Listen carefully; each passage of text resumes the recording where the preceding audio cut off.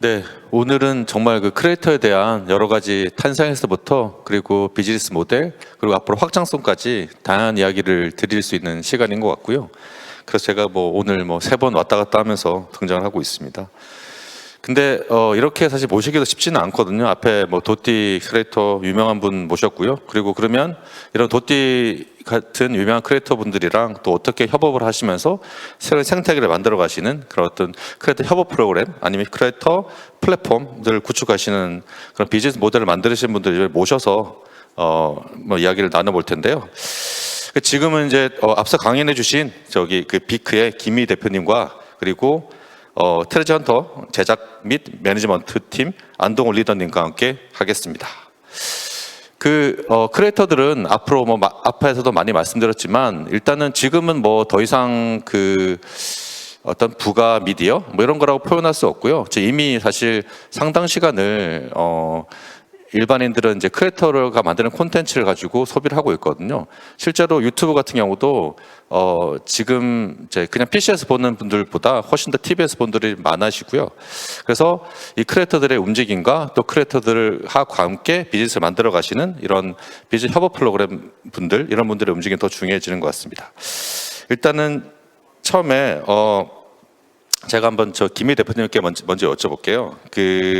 아까 비크에 대해서 약간 뭐 소개해 주셨는데 그러면은 이게 아까 제가 관심 있게 들은 거는 지금은 이제 슈퍼 크리에이터 시대가 온다.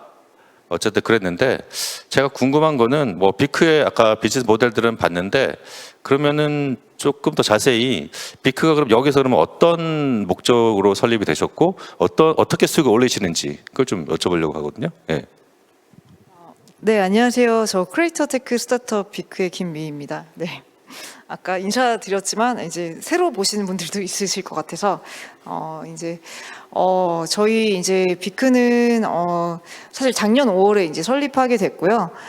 제가 이제 크리에이터 세계에 관심을 가지게 된 거는 이전 사실 창업 모델 때문에 관심을 가지게 됐어요. 이게 예전에 이제 튜터링이라는 에듀테크 이제 스타트업을 좀 운영을 하면서 2천여 명의 해외 전문가와 이제 150만의 회원을 이제 앱으로 그 라이브로 실시간으로 매칭을 해서 이제 라이브 세션을 이제 오픈하는 그런 이제 기술을 좀 갖고 있었는데 그러다 보니까 라이브 세션만 한 뭐 이제 300만에 가깝게 열게 되더라고요. 그리고 또 이제 이 전문가들이 2,000명을 이제 운영을 하다 보니까 정말 사람 손으로 할 수가 없는 거예요. 너무 이제 이분들이 그 학생들과 수강생들과 커뮤니케이션도 해야 되고 또 이제 수익 정상도 뭐 이제 그 백단에서 이제 잘 해드려야 되고 하다 보니까 이런 부분들을 개발하다 보니까 그러면은 전 세계 저희 튜터 전 세계 전문가들을 대상으로 사업을 하는 게 아니라 이제는 전문가 창작자들을 대상으로 사업을 하면 어떨까 해가지고 그 플랫폼 그 기술들을 좀 그대로 레버리지를 해서 창작자 시장에 좀 열어봤어요. 근데 너무나 좀 이제 어떻게 보면은 타이밍이 잘 맞았던 것 같은데 크리에이터들의 니즈가 이제 유튜브라든지 기존의 매체에서 충분히 그 광고 모델로 수익화되지 않는다라는 이제 페인 포인트가 있었고 이제 거기서 좀 그 저희 기술을 활용해서 전환점이 좀 됐던 것 같습니다. 그래서 그게 이제 저희 비크를 이제 처음에 창업하고 이제 만들게 된 그런 계기이고요. 비크 소개를 조금 더 이어서 드릴까요? 네네. 네. 이제 비크는 이제 간단하게 소개드리면은 저희는 이제 크리에이터들의 그런 콘텐츠와 IP 수익화 이슈를 좀 해결하기 위해서 만든 그런 크리에이터 퍼스트 올인원 플랫폼이고요. 올인원 플랫폼이라고 소개를 드리는 이유는 저희가 크리에이터들이 보통 이제 퍼스널 브랜딩이라던가 그리고 콘텐츠 수익에 대한 니즈가 참 상당히 많은데 그런 니즈들을 모두 결합해서 마치 카페24나 샤피파이처럼 이제 각자의 이제 브랜드 홈 안에서 이제 콘텐츠 판매부터 라이브 이제 세션 제공 그리고 이제 팬 데이터나 이런 부분들을 더 분석할 수 있는 모든 이제 기능들을 결합을 해두었습니다. 그래서 저희가 올인원이라는 표현을 쓰고 있고요. 이제 조금만 덧붙이자면 비크 스튜디오를 저희가 상반기에 이제 클로즈드 베타로 이제 운영을 좀 했었고 이번에 바로 이제 5일 뒤인 11월 8일에 저희가 이제 공식 론칭을 좀 하게 됩니다. 그래서 지금도 이제 오픈 베타로 운영을 하고 있고요. 혹시 뭐 크리에이터 분들이 이제 이 방송을 보시게 된다면 많이 좀 활용해 주시면 좋을 것 같습니다. 네. 저도 기대가 되더라고요. 제가 뉴스레터 구독자가 안 늘어가지고. 아, 네. 예. 그러면 제가 트레저 헌터님, 네, 안동훈님께 여쭤볼 텐데요. 일단은 뭐 처음 나오셨으니까 간단히 인사 한번 부탁드립니다. 네, 안녕하세요. 트레전터에서 제작 매니지먼트를 맡고 있는 안동원이 들어갑니다. 반갑습니다. 네, 트레저 헌터는 아시다시피 워낙 우리나라에서 오랫동안 그 라이프스타일, 뭐 스킨케어, 헬스 뭐 문제들, 이나 뷰티 콘텐츠 마케팅부터 시작해서 상당히 사업 모델을 많이 확장을 했는데요. 특히 B2B 분야에서 뭐 영향이 큰 걸로 제가 알고 있습니다. 그럼 최근에 B2B 말고 좀 넓혀가는 사업 모델 이런 거 있으면 간단히 소개해 주십시오. 네. 먼저 트레전터는 앞에 샌드박스와 비슷하게 300여 명이 넘는 크리에이터와 다양한 협업을 하고 있고, 네, 소속된 많은 크리에이터들의 고유 IP와 컨텐츠들을 통해서 다양한 부가가치를 창출하고 있습니다. 일단 먼저 가장 기본적으로 유튜브 플랫폼 중심으로 해서 최근 라인, 틱톡, 인스타 등 다양한 쇼 플랫폼들까지 플랫폼 사업들을 확장을 하고 있고요. 현재는 이제 트레전터 조금 다양한 제작팀이 인하우스로 배치되어 있기 때문에 크리에이터들의 고유의 IP를 활용한 오리지널 콘텐츠들을 개발 제작하고 있습니다. 그래서 이 커머스 서비스와 연계를 하여 다양한 크리에이터들의 밀키트, 굿즈 등 다양한 상품들을 개발을 하고 있고, 최근에는 이제 저희 소속 크리에이터인 우정님께서 분식점을 운영하는 스토리로 해서 우정 분식이라는 컨텐츠를 개발을 하고 업로드를 했는데, 이 컨텐츠는 실제로 냄비 받침이나 젓가락, 그리고 저희가 떡볶이라는 밀키트까지 상품 개발을 했습니다. 그래서 최근에는 이제 코로나 관련한 방역 지침이 완화됨에 따라서 저희가 뭐 팬미팅이라든지 공연들을 올해 조금 진행을 했었고, 내년에는 조금 더 본격적인 다양한 오프라인 행사들을 진행 계획을 하고 있습니다. 그리고 또 저희는 아까도 말씀드렸지만 제작팀이 다양하게 있기 때문에 트레전터가 가진 제작 역량과 그 다음에 마케팅 노하우를 통해서 게임을 포함한 다양한 브랜드들의 오리지널 컨텐츠들을 제작하고 있고, 현재는 약 10여 개의 브랜드의 채널을 운영을 하고 있습니다. 그리고 또 11번가나 다양한 커머스 플랫폼들과도 연계를 해서 저희가 크리에이터들과 함께 다양한 라이브 커머스 사업들도 진행을 하고 있고, 네, 이상입니다. 그러면 주로 수익원은 크리에이터 분들하고 수익을 나누시는 건가요? 일단은 아까도 말씀드렸지만 이제 크리에이터와 연계된 뭐 컨텐츠 수익이라든지 브랜디드 컨텐츠, 기타 IP 사업까지 하고 있고, 또 최근에는 자체적으로도 저희 트레전터가 컨텐츠를 만들고 있습니다. 그래서 저희가 최근에 이제 메이저와 마이너라는 컨셉으로 해서 MVM 채널을 운영을 하고 있는데, 저희가 첫 시즌 1은 이제 종합격투기라는 소재를 해서 첫 영상을 100만 조회수를 달성하여서 현재는 이제 이 프로젝트를 기반으로 내년에는 일본과 중국을 포함한 아시아 글로벌 타겟으로 해서 채널을 컨텐츠 기획을 하고 있습니다. 아, 그러면 그 채널은 주로 광고 기반의 채널이신가요? 맞습니다. 실제로 해외 그 많은 크리에이터 플랫폼들이 자체 그 채널들이나 콘텐츠를 만들고 있긴 하거든요. 그 온리팬스라는 그런 플랫폼도 자기 사실 OTT TV도 내놨으니까요. 그런 식으로 많이 발전할 것 같은데, 사실 뭐 최근에 뭐 저도 뭐 발표됐고 많이 알고 계시지만 크리에이터들이 여전히 성공하긴 하는데, 지금 사실 수익 모델 부분도 있고 이게 시장에 대한 계속 회의들이 많잖아요. 사실 의심들. 그래서 실제로 이게 크리에이터는 성장하는데 크리에이터 플랫폼은 사실 성장 못할 수가 있으니까, 제가 일단은 다시 한번 조금 더 정확하게 그 비크 김민 대표님한테, 그러면 비크의 수익 모델은 어떤 건가요? 정확한 수익 모델은? 네. 저희는 이제 저희가 그 올인원 솔루션이라고 제공드리는 그 비크 스튜디오에 있는 거의 모든 기능은 무료로 이용하실 수 있습니다.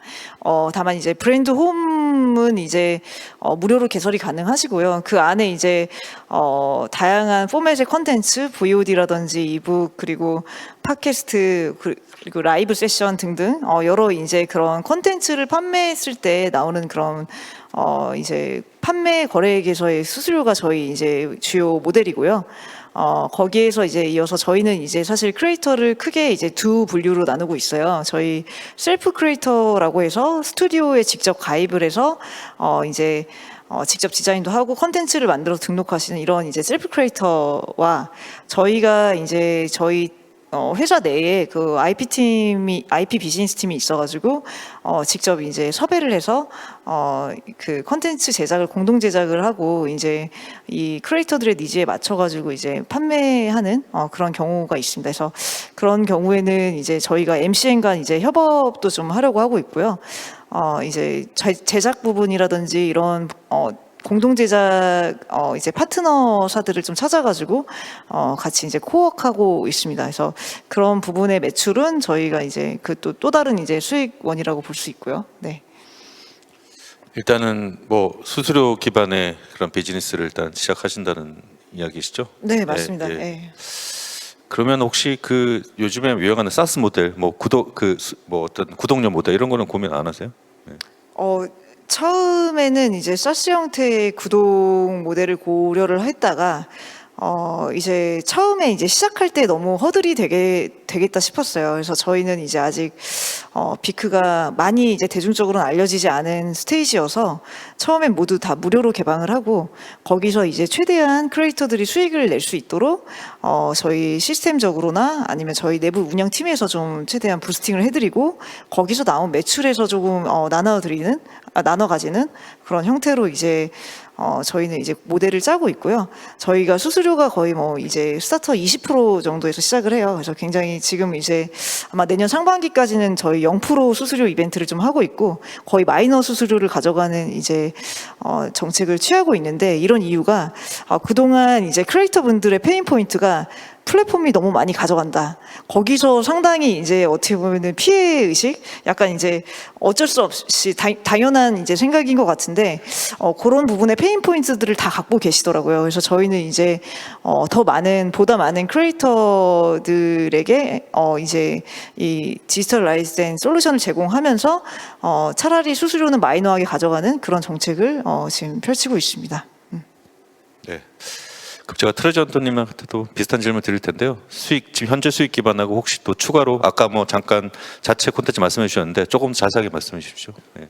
저희도 좀 비슷한 기반으로 해서 유료 서비스 앱을 협업을 해서 진행을 하고 있는데 이제 기존의 기획사 중심으로 셀럽들을 중심으로 한 이제 유료 소통 앱인 이제 버블이라는 곳과 저희가 협업을 해서 MCN 최초로는 저희 소속 크리에이터들과 팬들의 유료 소통 앱을 이제 서비스를 진행을 하고 있고 저희 소속 크리에이터들에게는 이제 팬들과의 소통을 할 수 있는 부분이고 그리고 앱 내에서는 다양한 팬 서비스를 개발을 함으로써 저희가 다양한 부가가치를 창출하고 있습니다. 네, 사실 이래서 작년 미국 같은 경우도 크리에이터들 쟁탈전이 되게 심했었거든요. 그러니까 어쨌든 뭐 콘텐츠 생산량이 한계가 있으니까 그리고 자기 복제가 심하면 사실 콘텐츠가 유료화가 어렵잖아요. 그래서 뭐 말씀하신 대로 어떤 서브스택 같은 경우는 뭐 몇 명 작가들한테 이제 지원금을 주면서 사실 유도하기도 하고 했었는데 그러다 보니까 전체적으로 좀 그 생태가 변하긴 하는데 사실 이게 빈익빈 부익부 현상이 많이 벌어지더라고요. 그러니까 어쨌든 잘 되는 크리에이터들은 상대적으로 잘 되는데 안 되는 크리에이터들은 이제 계속 이제 안 되니까 물론 뭐 그 본인들하고 여러 가지 수익 모델을 개발해야 되겠지만 어떤 그런 문제에 대해서는 어떻게 생각하세요? 빈익빈 부익부 현상 좀 가속화된다라는 데 굉장히 동의를 하고요. 그게 굉장히 좀 안타까운 부분이 굉장히 좋은 콘텐츠와 IP 또는 이제 매력을 지니고 계신 크리에이터 분들이 이제 어떻게 보면은 무료의 그런 플랫폼들의 그 문법에 굉장히 익숙해 있으세요. 그래서 이제 그 유료 스킴 어떻게 하면 유료화 시킬까에 대한 그런 이제 또 다른 연구가 그런 부분에서 굉장히 궁금해하시고 되게 어려움을 많이 느끼시는 편인 것 같아서 그래서 저희 내부의 이제 데이터 팀에서 계속해서 사실은 유료 콘텐츠 어떻게 해서 이제 이런 콘텐츠들이 유료화 되었을까부터 시작해서 어떤 카테고리에 이제 어떤 내용으로 그리고 어떤 크리에이터들이 이제 결합이 되었을 때 어느 정도의 가격대로 유료로 판매되느냐까지도 분석을 좀 많이 하는 편이고요. 그래서 그런 팁과 이제 아까도 이제 강연에서 이제 유료화에 대한 부분만 집중적으로 제가 이제 팁을 이제 공유를 드렸는데 그런 걸 계속해서 전파할 예정이고요. 그 노하우 공유뿐만 아니라 저희는 그걸 좀 시스템화를 했어요. 그 아까 잠깐 소개드린 이제 비크 테마 라이브러리인데 이제 어떻게 보면은 최초의 시도라고 생각이 드는데요. 저희는 이제 그거를 이제 소수만이 갖고 있는 독점하고 있는 그런 좋은 이제 유료 문법을 이제 롱테일에 있는 좋은 콘텐츠를 가지신 양질의 전문성을 가지신 크리에이터 분들이 충분히 누릴 수 있도록 디자인부터 내용의 이제 전반적인 부분들 그리고 기술 이런 부분들을 모두 디지털라이즈해서 서포트하자라는 이제 그런 개념을 좀 가지고 있습니다. 그래서 그런 식으로 좀 풀어 나가려고 생각을 하고 있습니다. 예. 네, 그러니까 전반적으로 어쨌든 크리에이터들의 수익 향상을 위해서 노력하신다는 말씀이신 거죠? 그러니까 전체적으로. 맞습니다. 네, 잘 들었습니다.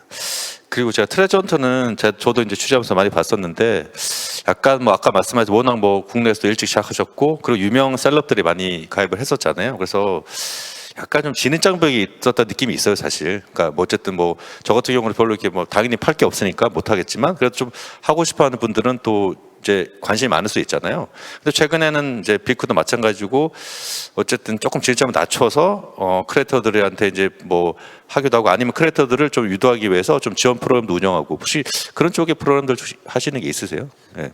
말씀 주셨던 것처럼 이제 크리에이터의 빈익부 향상은 거기 굉장히 오래전부터 진행이 되고 현재도 사실 계속 진행이 되고 있습니다. 사실 그 부분은 저도 이제 이 MC 업계에 굉장히 오래 있었지만 늘 고민을 하고 있고 저희 이제 매니지먼트와 마케팅 제작도 저희 이제 크리에이터 분들과 이야기를 할 때 사실 이제 매니지먼트에서도 이제 크리에이터 영입 팀에서는 실제로 이제 구독자를 어느 정도 규모를 영입을 해야 맞을까 이런 부분에서 매일같이 고민을 하고 있고요. 저희는 이제 자체적으로는 뭐 교육 프로그램뿐만 아니라 사실은 이제 가장 중요한 건 크리에이터가 컨텐츠 제작 활동하는 데 있어서 중요한 요소인 이제 경제적인 기반이 굉장히 저는 중요하다고 생각을 하고 있습니다. 퀄리티 제작에 대한 부분에 대한 피드백도 필요하지만 앞서 말씀드렸던 것처럼 이제 크리에이터의 IP를 활용한 부가가치 사업들을 저희가 많이 준비를 해야 크리에이터 분들이 원활하게 제작 활동을 할 수 있을 거라고 생각을 하고 있어서 매일같이 고민하고 있습니다. 네. 그러니까 사실 제가 아는 크리에이터 분들도 그 상품을 보통 보면 이제 뭐 어떤 버티컬로 만드는데 이거를 이제 멀티 포맷으로 못 만드니까 그걸 제일 고민하시더라고요. 그리고 아까 왜 제가 사스 모델 여쭤봤냐면 사스 모델이 이제 매달 이용료를 내고 쓰는 모델인데요. 사실 뭐 상당수 콘텐츠 크리에이터들이 이제 그리고 유료 플랫폼에 들어가도 수익을 내는 기간이 길잖아요. 그러니까 안 나는 기간이. 그래서 약간 좀 부담을 상당히 느끼고 그리고 이제 플랫폼 입장에서도 이제 이런 크리에이터들이 늘어나니까 이 자기 수익에서도 좀 여러 가지 부담이 있더라고요. 그래서 이게 장기적으로 그러면 수익 모델이 맞는지 뭐 이런 분들 사실 상당 부분 해외 플랫폼들 뭐 아까 뭐 까미오 뭐 패트리온 말씀하셨지만 그런 플랫폼들이 대부분 이제 그 수수료 베이스로 이제 운영을 하다가 사실 향후에 지금 계속 수익 기반이 떨어지니까 좀 힘든 상황이 있었거든요. 그래서 그런 부분들 여쭤봤고요. 자, 그러면은 지금은 크리에이터 경제가 어쨌든 뭐 아까 뭐 슈퍼 개인도 말씀하셨고 그리고 뭐 주류 미디어로도 등장을 하긴 하는데 그러면 진짜 그러면 뭐 한 언제쯤 혹은 어떻게 좀 우리의 어떤 생활이라든지 미디어라든지 이렇게 변화를 줄지 일단 먼저 저기 비크 김혜 대표님한테 크리에이터 이코노미가 우리 사회에 대해서 어떤 변화를 만들 거냐 이렇게 좀 자기 입장에서 간단하게만 말씀해 주시면 될 것 같습니다. 네. 저는 이미 사실 변화가 많이 왔다고 생각을 좀 해요.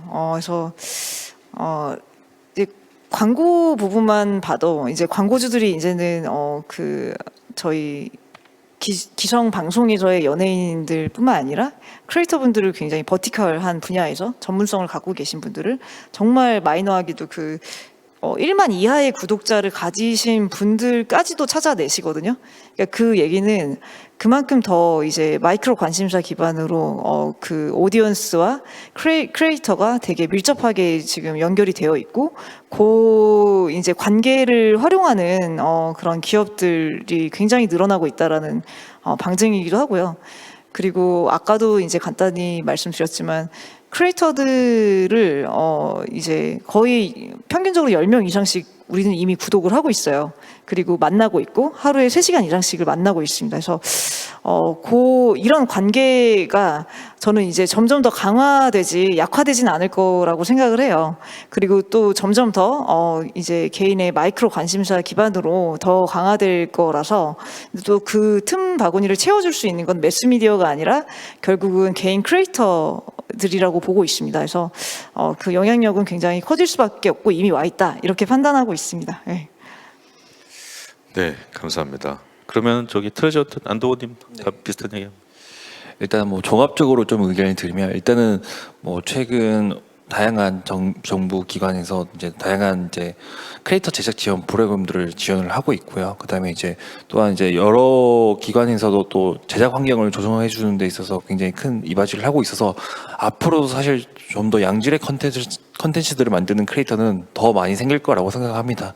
그리고 가장 대표적으로는 이제 저희 시청자층의 스펙트럼이 굉장히 다양해지고 있는데 최근에 뭐 저도 대중교통을 이용하다 보면은 이제 소위 말하는 이제 실버 타겟 분들도 기존에 이제 레거시 미디어뿐만 아니라 쇼폼의 형태도 굉장히 큰 소비를 하고 있습니다. 뭐 대표적으로 저희 어머님부터 시작해서 저희 영웅시대이신데 네. 아침에는 보통 이제 설거지하면서 라디오를 들으시다가 이제는 유튜브를 들으십니다. 그래서 좀 더욱더 컨텐츠의 스펙트럼 다양해지고 과거에 제가 개인적으로도 이제 고민했던 부분이 있었는데 한 5년 전에 이제 저희 이제 컨텐츠로 회의하다가 이제 택배를 언박싱하는 컨텐츠가 될까라는 컨텐츠 저는 이제 그게 뭐가 컨텐츠라고 생각을 했었습니다. 근데 실제로 그 크리에이터가 택배를 5개를 꺼내는 컨텐츠를 했는데 대박이 났었거든요. 그래서 앞으로 게임이나 라이프에 좀 더 디테일한 컨텐츠 그리고 정말 전문성 있는 컨텐츠들은 앞으로도 계속 나올 거라고 생각을 해서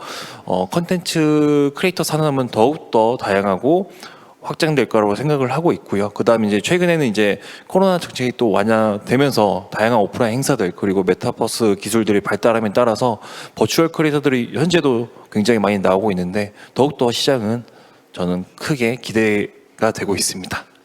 저 조금만 더 첨언 드려도 될까요? 말씀하십시오. 제가 이제 들으면서 더 생각이 났는데 저희는 사실 저희 비크가 이제 추구하는 크리에이터는 무엇일까 이런 고민을 좀 많이 했어요. 처음에 이제 창업을 할 때. 그래서 사실은 크리에이터라고 하면 유튜버를 많이 생각을 하잖아요. 인스타그래머라든지 그 소셜 셀러브리티를 많이 우리는 생각을 하는데 저는 이제 앞으로의 시대는 모두가 크리에이터가 되는 시대가 곧 올 것이다라고 생각을 해요. 왜냐하면 지금 소위 말하면 대퇴사의 시대라고 부르잖아요. 누구나 이제 퇴사 이후에 파이어족을 꿈꾸고 그리고 나만의 컨텐츠로 사업을 하고 싶어하고 그리고 자유롭게 생활을 하고 싶어합니다. 그래서 이런 트렌드가 가속화될수록 퇴사 이후에는 사실은 나만의 컨텐츠로 크리에이터의 세상에 뛰어들 수밖에 없다라고 생각하고 있고 결국은 그 전문 컨텐츠를 가지신 모든 분들이 잠재 크리에이터고 저희 비크의 스튜디오를 사용해 주시는 분들이 아닐까 이렇게 지금 생각을 하고 있습니다. 그래서 크리에이터 이코노미의 이제 트렌드가 그런 이제 방향으로 가고 있다라고 또 첨언을 좀 드리고 싶었습니다. 예.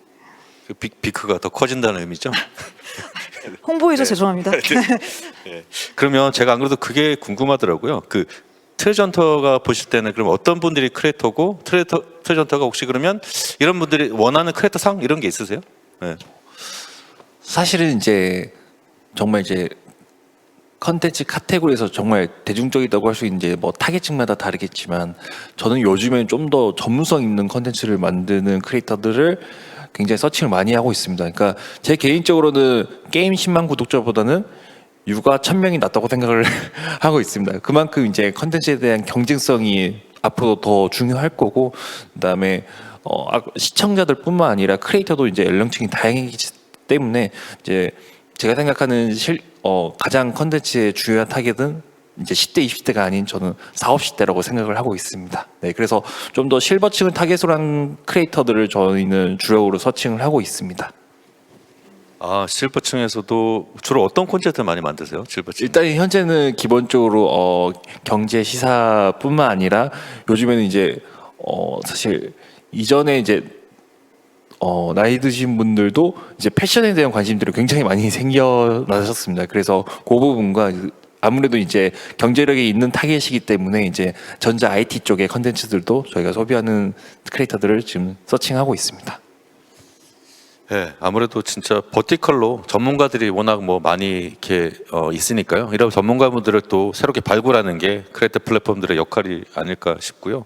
사실 제가 뭐 잠깐 말씀드리면 언론사들도 크리에이터 콘 때문에 많이 변화가 있거든요. 그래서 사실 국내도 뭐 그런 예전에는 소셜 미디어 뭐 활동에 대한 어떤 그런 가이드라인만 있다가 최근에 이제 크리에이터를 키워야 된다고 그래서 뭐 이거를 또 어떻게 그러면 기자들을 혹은 PD들을 크리에이터 키워줄 거해서 뭐 자체 구독 모델을 런칭하기도 하고 그 예를 들어 뉴욕타임즈 같은 경우는 예전에 사실 자기 플랫폼 이외에 다른 데서 뭐 뉴스레터 비즈니스라는 거를 허용하지 않았는데 하도 기자들이 요구를 하니까 그때 서브스택이 뉴욕타임즈 기자들을 상당히 많이 원했거든요. 아시겠지만 이제 국내 기자들도 마찬가지지만 아주 길게 쓰니까.